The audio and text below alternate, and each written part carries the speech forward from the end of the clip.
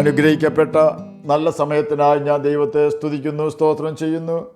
ദൈവവചനം ശ്രവിച്ചുകൊണ്ടിരിക്കുന്ന എല്ലാ ദൈവമക്കൾക്കും വീണ്ടും വരാമെന്ന് അരുളി ചെയ്തവനായ കർത്താവായ യേശു ക്രിസ്തുവിൻ്റെ ധന്യനാമത്തിൽ ഞാൻ എൻ്റെ സ്നേഹവന്ദനം അറിയിക്കുന്നു.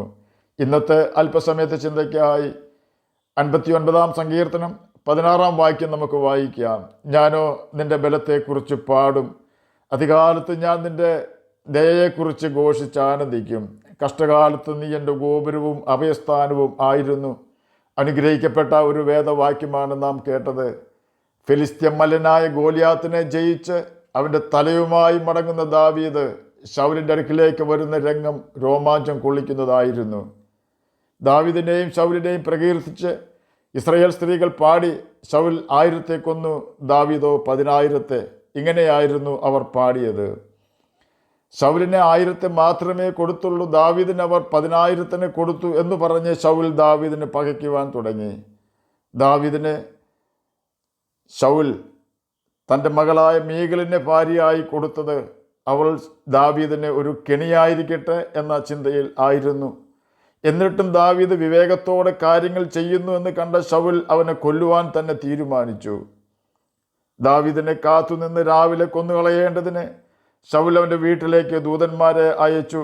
ദാവീദിൻ്റെ ഭാര്യയായ മീഖൽ അവനോട്, ഈ രാത്രിയിൽ നിന്റെ ജീവനെ രക്ഷിച്ചില്ല എങ്കിൽ നാളെ നിന്നെ കൊന്നുപോകുമെന്ന് പറഞ്ഞു.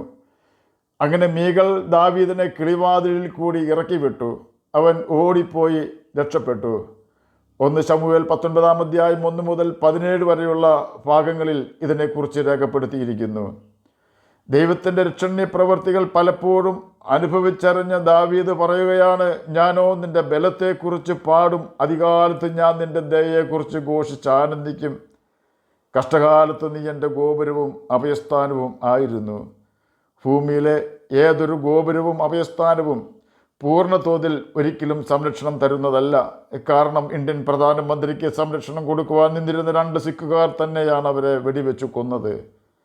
അതുപോലെ തന്നെ ചില വർഷങ്ങൾക്ക് മുമ്പ് വന്ന ഒരു വാർത്തയാണ്, ഇറാൻ അണുബോംബ് നിർമ്മാണ വിദഗ്ധനായ ശാസ്ത്രജ്ഞനെ ഇസ്രയേൽ ചാരസംഘടനയായ മൊസാദ് ഇറാൻ്റെ മണ്ണിൽ വെച്ച് തന്നെ വെടിവെച്ച് കൊന്നു എന്നത്. ശക്തന്മാരായ വ്യക്തികളുടെ അകമ്പടിയോടെ മാത്രം നീങ്ങുന്ന വ്യക്തിയായിരുന്നു ആ ശാസ്ത്രജ്ഞൻ.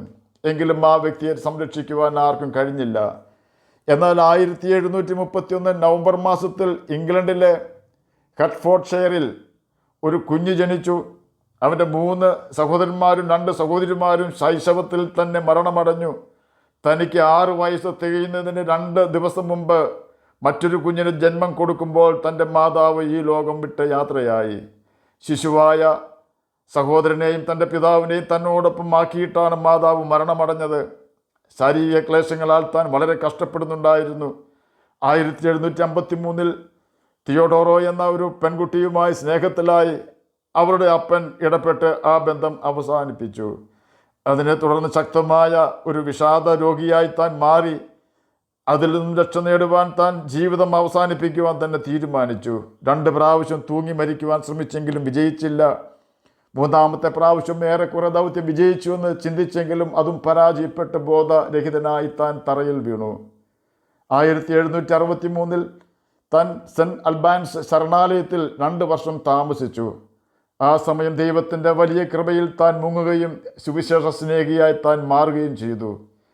തുടർന്നുള്ള വർഷങ്ങളിൽ വിഷാദ രോഗത്തിനെതിരെ പ്രവർത്തിക്കുവാൻ താൻ തീരുമാനിച്ചു. താൻ എഴുതിയ 2 ഇംഗ്ലീഷ് സ്തോത്ര ഗാനങ്ങൾ ആണ് God moves in A mysterious way and there is A fountain filled with blood എന്ന ഗാനങ്ങൾ. ആ വ്യക്തിയാണ് ദൈവത്തെ സ്തുതിച്ചുകൊണ്ടുള്ള അനേകം കവിതകളും പാട്ടുകളും എഴുതിയ William Cooper. Great songs are born out of great sufferings. വലിയ കഷ്ടതയിൽ നിന്നും വേദനയിൽ നിന്നുമാണ് ദൈവത്തെ സ്തുതിക്കുവാനുള്ള നല്ല ഗാനങ്ങൾ ജന്മം കൊള്ളുന്നത്. അത് മറ്റനേകർക്ക് ആശ്വാസവും വിടുതലുമായി തീരുകയും അനേകരെ വേദനയിൽ നിന്ന് രക്ഷിക്കുകയും ചെയ്യും. വില്യം കൂപ്പറെ തകർക്കുവാൻ തനിക്ക് തന്നെയോ സാത്താനോ കഴിഞ്ഞില്ല.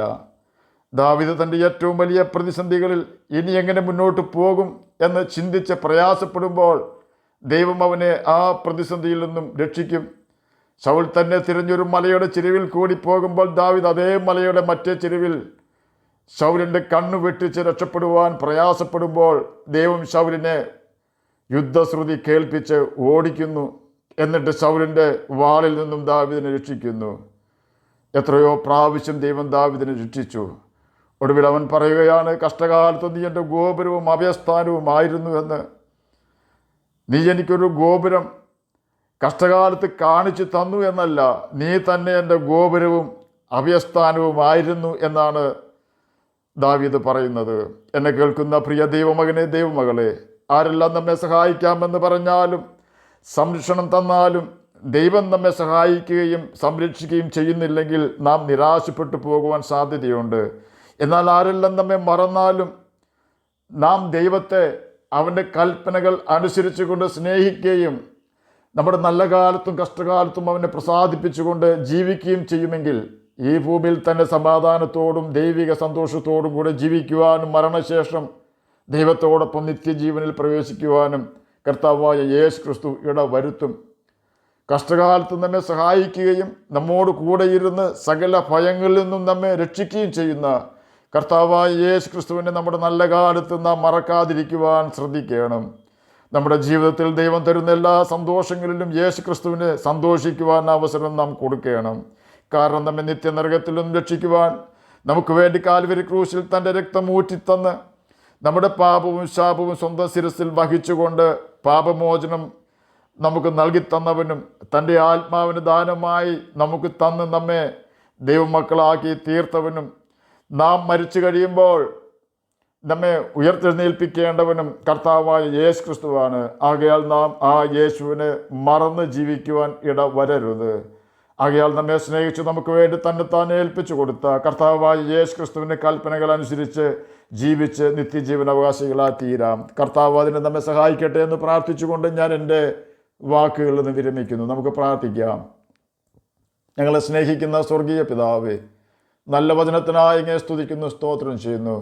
എന്നെ കേൾക്കുന്ന ഏതെങ്കിലും പ്രിയപ്പെട്ടവർ രോഗത്താൽ ഭാരപ്പെടുന്നുവെങ്കിൽ, നിരാശരായിരിക്കുന്നുവെങ്കിൽ അങ്ങ് അവർക്ക് സൗഖ്യം കൊടുത്ത് നിരാശയിൽ നിന്ന് രക്ഷിക്കണമെന്ന് ഞാൻ പ്രാർത്ഥിക്കുന്നു. പഠിക്കുന്ന കുഞ്ഞുങ്ങൾക്ക് പഠിക്കുവാനുള്ള ബുദ്ധിയും ജ്ഞാനവും ഓർമ്മശക്തിയും കൊടുക്കണമേ. പ്രാർത്ഥന കേട്ടതിനായി സ്തോത്രം, യേശുവിൻ്റെ നാമത്തിൽ തന്നെ ആമേൻ. കർത്താവ് എല്ലാവരെയും അനുഗ്രഹിക്കട്ടെ. സ്തോത്രം.